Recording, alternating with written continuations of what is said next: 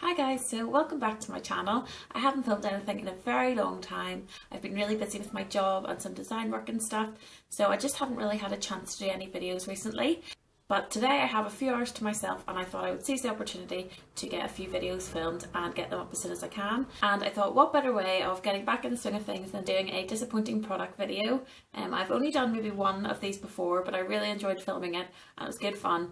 I did get a little bit angry because it does annoy me when you spend your money on things that are a bit rubbish. This video, as the name would suggest, is just products that I've bought and tried and really didn't like for some reason.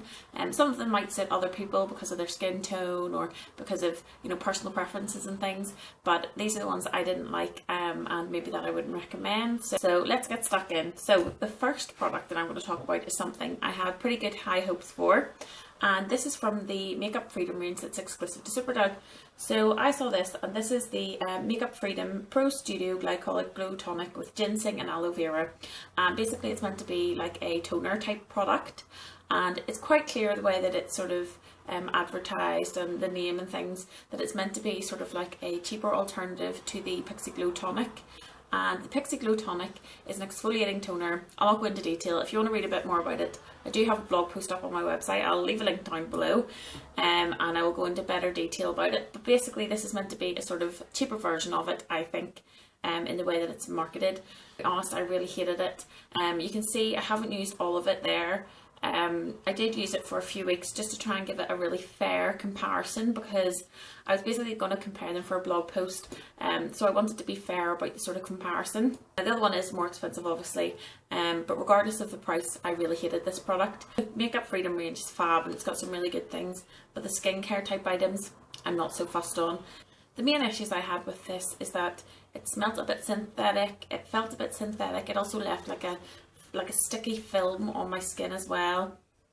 It just wasn't very pleasant to use. It also smells a little bit like nail varnish remover, which I don't think is ever a good thing if you're putting it on your skin. I just didn't like using it. It felt like it dragged. When I put it on a cotton pad, it felt like it sort of dragged across my skin.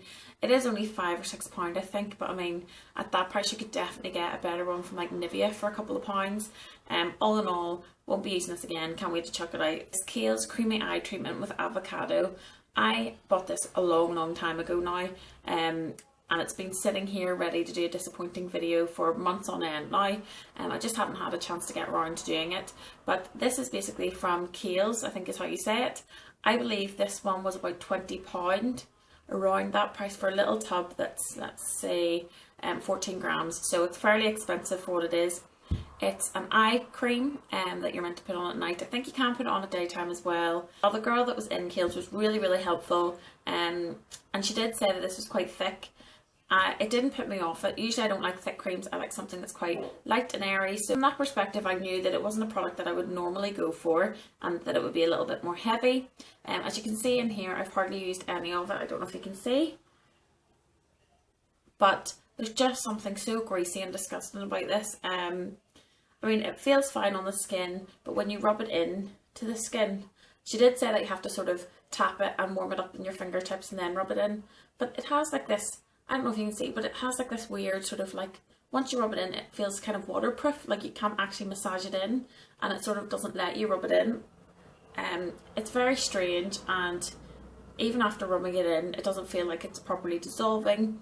I would have put it on at night, and in the morning my eyes felt really sticky. And in case you're wondering, I was very careful not to put it too close to my eyes, so I would sort of tap it in around here, and because the cream is meant to sort of sink up or whatever, I tried all sorts of ways, a little bit less, a little bit more, overnight in the daytime, and there's just no way that this was working for me. As I said, it left my eyes feeling quite sticky, which was very strange. They felt quite heavy, and I know everyone's skin type is different. Obviously this just didn't appeal to me, and I was just so disappointed by this one. Normally it doesn't matter if it's maybe a couple of pounds, whatever, but for £20 or whatever it was for such a little tub, it was absolutely gutting. So it feels like such a waste to sort of throw this out and not use it.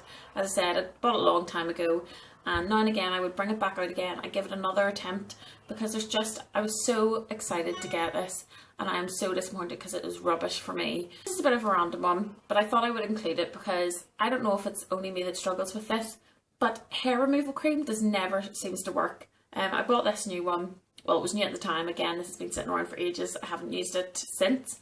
But this was the Nair Argan Oil Bikini and Underarm Glide On Sensitive Hair Remover Cream thing.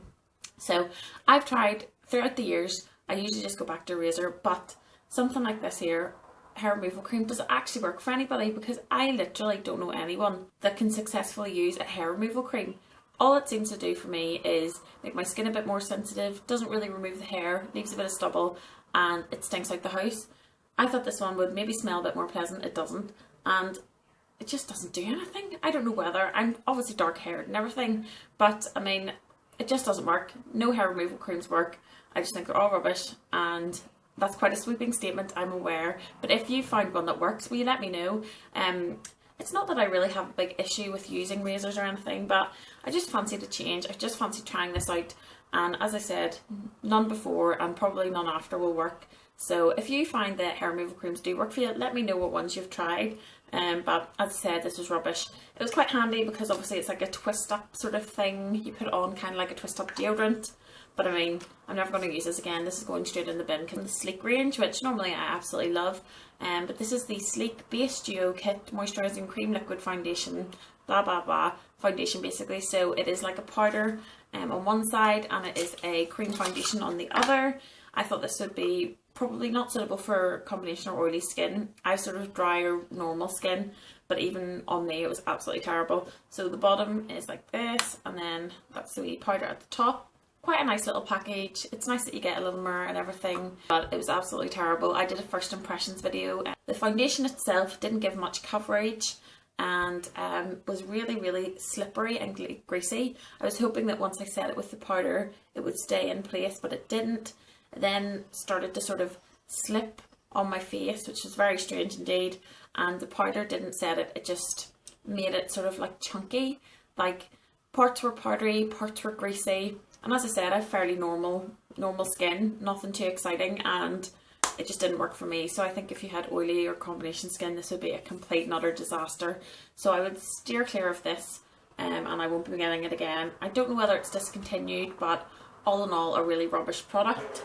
I did get it on offer from TK Maxx, so maybe it's discontinued. Maybe it gets bad reviews and that's why, I'm not sure. The next product, again, is from Sleek, and this is the Luminaire Highlighting Concealer. It was meant to be a highlighting concealer, and it didn't give me any highlight, and it didn't even conceal either. Again, this is in the first impressions video I was talking about that I had tried that other Sleek product out in, and it's quite a pinky shade, which I could get over. I mean, it's quite a nice applicator, quite nice packaging and everything. Normally I go for a yellowy tone, but this is very pink. And again, I still give it a chance. I put it on, and all it seemed to do was turn a very strange colour, and it didn't give me any highlight at all. But you know, every range has a few duds, and this is definitely one of the duds from Sleek, unfortunately. So moving on to mascaras. First up is the Full Slash Superstar Mascara from L'Oreal. Now this one may be controversial because I'm sure some people like it. And I have to say, your eyelashes do look very good, very dramatic. On the first side, and it's double-sided if you didn't know. The first side is kind of primer white mascara thing, and on the second is just the normal mascara. Not too much product, quite a nice brush, spreads quite evenly through your eyelashes. However, it retails about maybe £12 I think. I'm sure I got it on offer in Superdrug at some stage, but while this gives your lashes a really good length, quite nice volume, everything is good about it, it does not last. And what is the point in using one that doesn't last? I don't get it. The mascara looks great, yeah, that's fine. It's nice if you're taking one selfie and then you're wiping all your makeup off, but the chances are, if you want a more dramatic look, then you're probably going on a night out. And I find that this doesn't even last the day without smudging underneath, without sort of transferring up here even when you're applying it, and then it sort of smudges throughout the day as well. And I can't like it, and I can't use it because of that reason. I just don't think that there's any point in using it. I also find with this one, it didn't feel like it 100% set. And while it's still not the most smudgy of mascaras, I will get onto that in the next product, but I just can't have it. There's no point if it's going to smudge, don't get it. So I can't be bothered using this if it's not going to work. I also think that it's the potential to look quite spider leggy if you use it too much. So all in all, I won't be getting this one again. Definitely better L'Oreal mascaras, definitely better cheaper mascaras too. Another mascara, and this was a big disappointment because the effect again was really good. It gives you really good volume, length, and it was particularly good for lower lashes too. It's the Gosh Extreme Mascara, and like the L'Oreal, it looked really nice, but this one smudged like there was no tomorrow. Like, I looked like a panda by the end of the day. It was really bad. And I mean, my eyelashes aren't difficult. I've got an alright length eyelashes, and I just really wanted this to work. It looked really good, and I was so annoyed when I got home and realised that it had sort of smudged all over my face. I did give it a good couple of tries. I used it for maybe 3 weeks and I hammed every day. I was trying to make excuses for it, saying, oh, it was raining this day, or, you know, I was working long hours, or whatever. I was maybe touching my eyelashes or whatever. But no, it's definitely just the mascara, which is a shame. The brush is kind of like a trio mascara, and I thought it would be really clumpy. It is on the slightly more thick side, I suppose. But all in all, it looked nice. But again, I just don't have time for mascaras that aren't going to stay all day. What is the point? Like, I just don't get it. Especially, it's one thing if the product doesn't last, like a lipstick or something like that sort of fades. But this actually ends up ruining all of your makeup. If your mascara isn't going to stay on, it ruins the rest of your face. So last mascara of today. I don't know if you are aware of this, but I have a mascara buying problem. So I go through quite a lot of, well, I buy a lot of mascaras. So I have the option to try quite a lot out. But having said that, when I find a good one, I find it hard to find something better than that. My personal favourites tend to be the Maybelline ones, apart from the big eyes. Never. In fact, is it here? No. Do not buy the Big Eyes mascara. It's the worst product I've ever tried in my life. Again, if you want to see anything about that, look at my other disappointing video. I won't go into detail because I can feel myself getting angry about it, but it is literally the worst product I've ever tried in my life. So with that in mind, this product, Rimmel, is the Super Curler 24-Hour Mascara, and I'm sure this is probably about £6, most of the Rimmel mascaras are, and the wand seems quite nice. It's just a nice curve sort of thing, and again, Rimmel mascaras I find are quite clumpy, quite thick, just as a general rule of thumb to myself, it's something I don't really like Rimmel mascaras. They have some really good ones out, but generally they're sort of everyday ones I'm not so keen on. But this is a new release, or when it was a new release, sorry, I picked it up. And now keep in mind, this is Super Volume and Curl Mascara, 24 hours curler. You would think, wow, my eyelashes are going to look amazing. This did absolutely nothing. In fact, I kept going, putting more on to try and get something from it. And do you know what it actually feels like? You're just rubbing your eyelashes with a cotton pad, because it's nice that the brushes are so soft, but they're so soft that I can't actually feel the product going on, and nothing really goes on. So it's a bit of a strange one. But I think that's the issue. I think because the bristles are so soft that, see, even when you're going like this, it doesn't even feel like it's picking up any of your eyelashes. It doesn't feel like it's running through them, doesn't feel like it's applying anything. And even once you've sort of tried to run it through your eyelashes a few times, it does absolutely nothing. Your eyelashes look exactly the same, and that is the end of the mascaras. Just a few products left. Next up is a lip product, and this is from Revlon, and this is the Revlon Just Bitten Kissable Balm Stain, and they have some really good ones out actually. There's a few that I really like, in particular the matte versions. I'm not too keen on glossy finishes as it is, so I might be a little bit biased, but this product is so weird. Like, look how it applies. I don't know if you can see how uneven that is, and there's like little, like there's texture or something, like it's a weird sort of, I don't know if you can see, but it just sort of demonstrates how unevenly this is going to go on your lips. They do have a sort of minty scent, which not everyone will be keen on. I actually didn't mind. Handy wee sort of product. The only other criticism I would have is the lid comes off, which is a little bit annoying in your purse, but this applies so unevenly. And I mean, I think for a glossy lip, especially if it's a dark colour, it has to be perfect. It has to give you really good coverage, or none at all, because it's just very strange. It just kind of looks like it's sort of separated, and it sort of sticks in certain areas and then is more translucent in other areas, so that's horrible, and I will be throwing that out. The next products are from Bourjois, and I bought all 4 shades. These are the little Bourjois blush products. So that's the 4 shades there. And I think these retail for about £7 each, so they're not the cheapest of things. But these are the Bourjois Aqua Blush 12 Hour colours. And that's in there. Cute little packaging, nice little pump and everything. What a waste of money though, because I just think they're awful. I was going out of my comfort zone and getting something that I normally wouldn't go for. And when they first came out, I just thought they were really cute, and I thought, you know, if I give them a go, I might actually enjoy a product like this. But with these, I took a chance and it didn't pay off. I mean, it takes a while for it to come out anyway. Strange. But, okay, so there you see colour. But see when it's blended in, it literally blends to absolutely nothing. So that's it there. And I just don't see how that would look good in anyone. Unless my technique is wrong, maybe you're meant to pat it in and then let it dry or something like that, which, you know, I can see that. But if I have a full face of foundation on, I don't think that would really stay on top of it. It tended to sort of drag my foundation off. Even when I left my foundation on for a while and let it set and then put it on, it did seem to drag my sort of foundation off.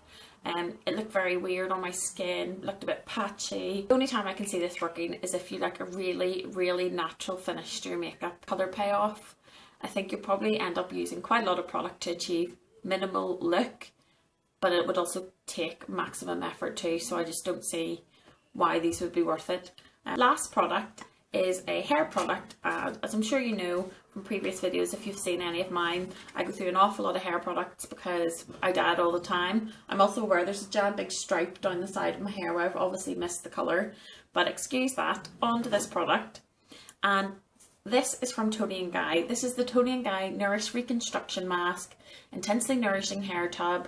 It comes in a little box like this, which is very nice. I think it retails for probably about £8, I'm just guessing, but probably about £8. It's not the cheapest of hair masks. It smells lovely. It's, as you'd sort of imagine, quite a nice sleek packaging, just a white product, a really thick mask. And I really, really wanted to like this because it's a salon range but a more affordable price. I did pick this up in Superdrug, and people rave about Toni & Guy. It gets really good reviews, it's in loads of magazines, and this was absolutely terrible for me. Again, it's personal, but I put this on my hair, and while my hair is damaged obviously from all the bleaching and conditioning and everything else that I've done to it, fair enough, but I know my hair very well. And when I first bought this, again, this is from months ago, when I first bought this I put it on for, I think the recommended time is probably 5 to 10 minutes. I always leave masks on a bit longer, but the first time I tried it I left it on for say 5-10 minutes, and within a week I thought, gosh, my hair looks really dry and brittle. So I thought I was being ridiculous, that it maybe was another product that I'd used. So I thought, well, I'll go back to this mask and put it on for a little bit longer, genius that I am, and hope that it would help condition my hair a little bit more. I mean, it's called Reconstruction Mask. I didn't expect it to do miracles. If your hair's damaged, it's damaged, but some products can add a bit more moisture and nourishment back in. And this, I left it on for half an hour, and honest to goodness, that week my hair looked like it was going to fall out. Not actually at the root or anything like that there, but the ends where they were already a bit fried anyway, but like they really changed in texture. It felt so dry, it felt elasticy, it felt like it was going to snap. And at the time I'd been trying this out, I hadn't bleached it that recently, so it wasn't really a knock-on effect of any bleaching or anything like that. I don't know whether it just reacted with my hair. It felt fine when it was on. It didn't seem to change colour or do anything strange. It just stayed the same. But honest to goodness, this dried the heck out of my hair. It was like hay. I mean, it still is occasionally like hay. You know, it's damaged. My hair is damaged. But this really didn't do anything for my hair. It actually... And I mean, it was to the point where I was looking up on Google to see if anyone else had this weird, not reaction, but like if anyone had these results with it. Because my hair just, after all the bleaching I'd put my hair through, this seemed to do more damage than any of the bleach that I had had. I don't know why. Maybe it's just because of the products I've been using, or, you know, something like that. But I certainly wouldn't recommend this. But I really love the smell of it, and I really wanted to like it. It didn't work for me. So I will be passing it on to a friend who would like to try it. If any of my products didn't work for me and they're sort of can be used by someone else. I'll give them on to someone else, and if not, I'll just chuck them out or whatever. But it's always disappointing when you get products and spend your money, and I'm sort of looking at what I've bought and I'm going to now chuck out. Having said that, I found some really awesome products as well, so I may have a favourites for this month up soon too, just to balance things out. And if you've tried any really awful products recently, or even really good ones, let me know, and I'm sure it won't take much to talk me into buying something new and trying it out. But that's my disappointing products video for today, so as always, thanks so much for watching, and I will see you again soon. Bye!